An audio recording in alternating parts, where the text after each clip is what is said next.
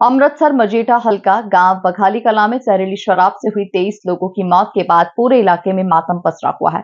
इस दर्दनाक हादसे के बाद अलग अलग समाज सेवी संस्थाएं पीड़ित परिवारों की मदद के लिए गांव पहुंच रही है। इसी बीच सांसद अमृतपाल सिंह के पिता भी गांव पहुंचे और मृतकों के परिजनों से मुलाकात कर उनका दुख साझा किया। उन्होंने साफ कहा, अगर समय रहते नशे पर लगाम लगाई होती तो शायद आज ये दिन नहीं देखना पड़ता।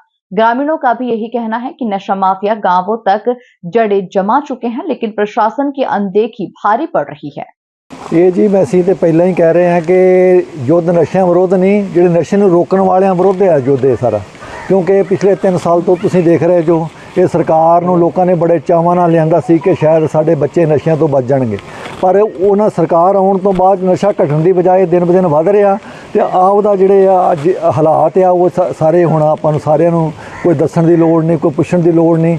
ਬੜੇ ਬੜੇ ਗਰੀਬ ਬੱਚੇ ਜਿਹੜੇ ਕਿ ਘਰਾਂ ਦੇ ਆ ਉਹ ਆਪਣੇ ਛੋਟੇ ਛੋਟੇ ਬੱਚੇ ਛੱਡ ਕੇ ਦੁਨੀਆ ਤੋਂ ਚਲੇ ਗਏ ਆ ਤੇ ਹੁਣ ਉਹਨਾਂ ਦੇ ਪਾਲਣ ਪੋਸ਼ਣ ਜਾਂ ਉਹਨਾਂ ਦਾ ਬਹੁਤ ਬੁਰੀ ਹਾਲਾਤ ਹੈ ਜੀ। ਸਰਕਾਰ ਵੱਲੋਂ ਤੇ 10 ਲੱਖ ਰੁਪਇਆ ਪਰ ਪਰਿਵਾਰ ਨੂੰ ਜਿਹੜਾ ਦੇਣ ਦਾ ਕੀਤਾ ਗਿਆ, ਇਹਨਾਂ ਭਰਪਾਈ ਹੋ ਜਾਏਗੀ? नहीं, जिंदगी की भरपाई तो किन्ने ना भी नहीं होंगी, पर असीं कहने कि चलो इन्हों का मुआवजा होर ज़्यादा दिता जाए कि बहुत गरीब मातड़ है, इन्हों कोई नौकरी आरा वगैरह का प्रबंध करके भी सरकार को देना चाहिए कि उन्होंने परिवार की जी रोजी रोटी है किस तरीके नाल गां चलती रहे। तुसीं एक पंथक संगठन नाल जुड़े हो, सरकार को की मांग करते हैं? नहीं, सरकार को तो असीं मंग करते हैं कि इहो जे जो नशियां दा जिहड़ा जो हड़ वग रहा पंजाब 'च इह ते रोक लाउण, जो नशे के खिलाफ लड़ाई लड़ते हैं उन्हां दा समर्थन करन, ना कि उन्हां नूं जेलां सुट्टण।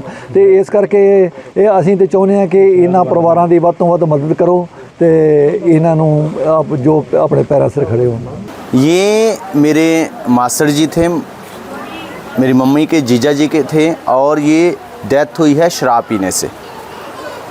और जब इन्होंने कल काम करके आए हैं और इन्होंने आके रेस्ट करना स्टार्ट किया और थोड़ी सी शराब पी और लेट जाते हैं, और जब लेटे करीबन 2:30 2:30 बजे का टाइम था। उसके बाद में बेटी गई कि दादू पानी पी लो, कोल्ड ड्रिंक लाया कि गर्मी में आए हैं काम करके देते हैं, तो वो उठे नहीं हैं। और उसी समय पता चलता है करीबन 2:30 बजे की, वो 2:30 से 3 बजे के बीच में टाइम होगा, एग्जैक्ट पता नहीं है, लेकिन उसी के बीच में वो डेथ हो चुकी हैं। और 4 बजे यहाँ से प्रशासन उनको लेके हॉस्पिटल में पोस्टमार्टम के लिए मेडिकल के लिए लेके जाया जाता है।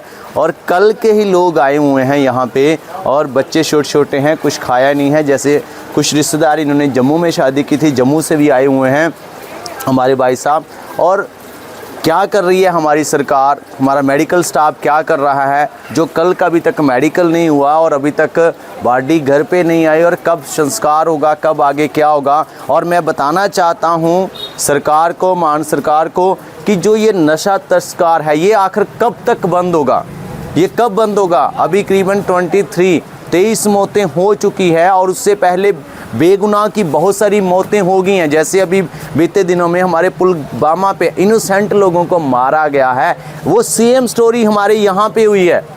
इन लोगों का कौन है आगे, जवाबदारी कौन है, वो तो हमें पता चला जी, मिलिटेंटों ने आके तो लोगों को मारा गया, वहाँ पे एक एक को पूछ के मारा गया है। लेकिन इन लोगों का क्या कसूर था अगर इन्होंने पी लिया शराब, और इनको क्या पता कि हमारे शराब पीने के बाद हमारा पूरा परिवार ही तबाह हो जाएगा। आप इसे शराब कहेंगे? सर ये शराब नहीं है, ये शराब नहीं है, ये सीधा जहर है।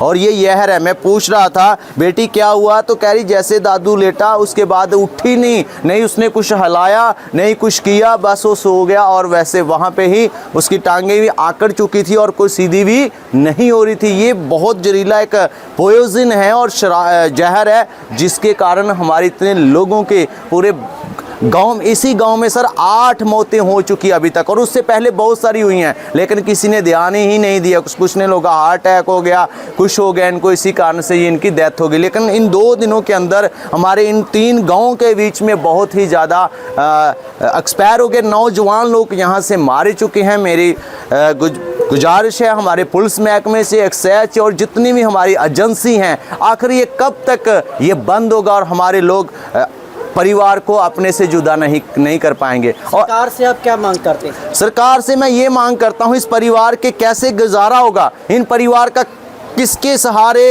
ये चलेंगे, इनका आगे एजुकेशन कैसे, इनके घर के हालात क्या होंगे। माता बुजुर्ग पड़ी है मंजे पे, छोटे छोटे बच्चे हैं, बेटियां हैं जवान, वो क्या करेंगी, कहाँ जाएंगी, कैसे उनका पालन पोषण होगा, वो क्या करेंगे। मेरी सरकार से बेनती है, रिक्वेस्ट है कि इन परिवारों को ज़्यादा से ज़्यादा इनके लिए सोचा जाए, इनको माजमा दिया जाए, सरकार की तरफ से इनकी मदद हो सके, जो इस घर के हालात बदल सकें। और ज़्यादा से ज़्यादा मैं बेनती करना चाहता हूं हमारे पुलिस महकमे से कि इन लोगों के ऊपर कड़ी से कड़ी कार्रवाई हो, जो हमारी आने वाली जनरेशन को, पीढ़ियों को बच सके और पंजाब का नाम रोशन हो सके।